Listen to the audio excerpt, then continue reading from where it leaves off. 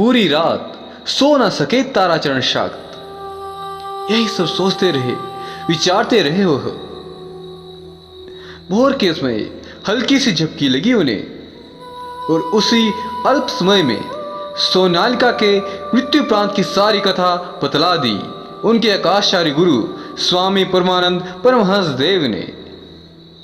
अंत में उन्होंने कहा, सोनालिका की आत्मा में महाभैरवी का जो संस्कार था, उसके परिणाम स्वरूप मरणोपरांत एक महासाधक की 2 बार भैरवी बनी वह।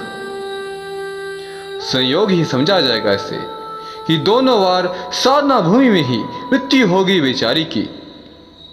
ये सुनकर एक बारगी स्तब्ध और अवाक रह गए ताराचरण शाक्त।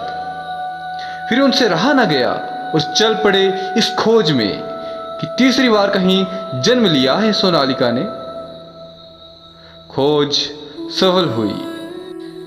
16 वर्षीय रूप यौवन से संपन्न सरस्वती के रूप में अपनी महाभैरवी सोनालिका को देखकर दंग रह गए एक वारगी साधक महाशय। इतनी कमनीयता, इतनी लावण्यता, इतनी सुंदरता एक किशोरी में। स्तब्ध रह जाना स्वाभाविक था ताराचरण शाक्त के लिए। सामने जाकर खड़े हो गए सोनालिका के वह। ऊंची कदकाठी, सोने जैसी देह, साधना से दप दप करता हुआ मुखमंडल, कंधे तक झूलती घनी स्याह केश राशि, आत्म तेज से धधकती भौराली आंखें, मस्तक पर लाल सिंदूर का गोल टीका और त्रिपुंड, गले में स्फटिक की माला, बाएं हाथ में चमकता हुआ पीतल का कमंडल और शरीर पर रेशमी कषाय वस्त्र।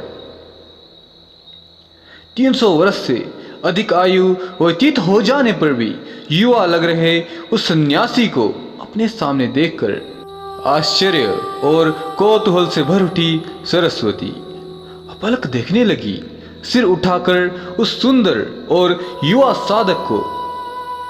उससे कुछ बोला ही ना गया और ना तो कुछ कहा ही गया। लगभग ऐसी ही स्थिति थी उस कालंजयी महातंत्र साधक की। मुग्ध भाव से निर्विनेश देख रहा था उस नवयौवना को और फिर सहसा एक अघटित घट गया वहां।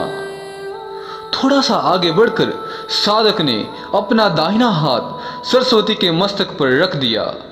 एक महान साधक का पाणी स्पर्श पाते ही समाधिस्थ होगी सरस्वती। दूसरे ही क्षण और उस परम अवस्था में पिछले 300 वर्ष की सारी स्मृति जागृत हो उठी। न जाने कब तक हिलक हिलक कर रोती रही वह।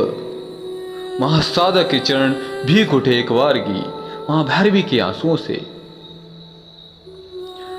चांद पश्चिम की ओर झुक गया था। बर्फीली हवा अब और अधिक तेज हो गई थी। बादल तो छट गए थे, लेकिन उनका धुंध अभी भी वातावरण में पसरा हुआ था और उसी धुंध में खो सा गया था पूरा ऋषिकेश। उलझनों से भरी और साथ ही अत्यंत रहस्यमय कथा सुनकर अनेक विचार, अनेक प्रश्न और अनेक प्रकार की जिज्ञासाएं उठने लगी थी मेरे मन में। गर्म शॉल को शरीर पर लपेटते हुए मैंने पूछा, फिर क्या हुआ? धीमे स्वर में बोली सन्यासिनी, होगा क्या? जो होना था वही हुआ। शरीर तो सरस्वती का था, लेकिन आत्मा थी सोनालिका की, और इस जन्म में भी सन्यासिनी बन गई वह, और उसका नाम रखा गया कपिला आनंद। एक बारगी चौंक पड़ा मैं ये सुनकर। शब्द रहेगी मेरी आत्मा, पाषाणवत देखता रह गया मैं कुछ क्षण तक उस रहस्यमय सन्यासिनी की ओर। क्या आप ही सोनालिका हैं? किसी प्रकार हिलकाते हुए पूछा मैंने। हाँ, मैं ही सोनालिका हूं।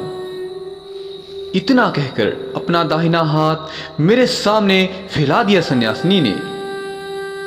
देखा उजले गोरे और सुंदर हाथ पर 3 गहरे निशान थे मगरमच्छ के नुकीले दांतों के, जिसे देखकर सन्न रह गया मैं एक बार की। मेरी सारी शंकाओं का जिज्ञासाओं का समाधान हो चुका था और उत्तर भी मिल गया था मेरे तमाम प्रश्नों का। उत्कंठा थी और जो था कौतूहल, उसका हो गया था समाधान। योगी और साधकों का आध्यात्मिक जगत कितना गूढ़, कितना गोपनीय और कितना होता है रहस्यमयी, इसका ज्ञान पहली बार हुआ मुझे। मैंने सिर घुमाकर कपिला आनंद की ओर देखा। वह निर्विकार भाव से सिर झुकाए और आंखें बंद किए बैठी थी, मौन, निश्चल। कहने की आवश्यकता नहीं, सरस्वती के रूप में जन्म लेने वाली कपिला आनंद के अस्तित्व में मैं देख रहा था सोनालिका, काकुली और कालिंदी की मिली जुली छवि। हे भगवान, कितना अविश्वसनीय और आश्चर्य की बात है यह।